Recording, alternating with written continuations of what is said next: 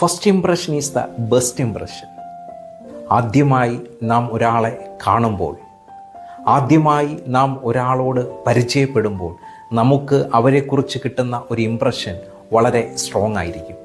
ബൈബിളിൽ ഹെറോദോസ് വളരെ സ്നേഹത്തോടെയാണ് ആ ജ്ഞാനികളെ സ്വീകരിക്കുന്നതും അവർക്ക് വേണ്ടുന്ന കാര്യങ്ങളൊക്കെ ചെയ്തു കൊടുക്കുന്നതും.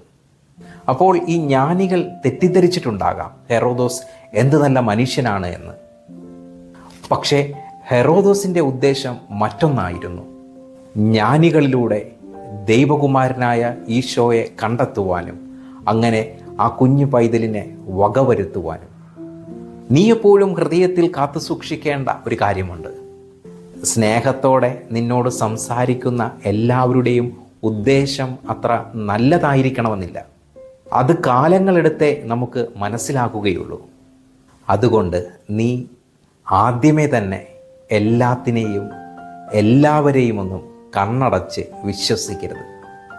First impression is the best impression. അത് ചിലപ്പോഴൊക്കെ തെറ്റായും പോകാം.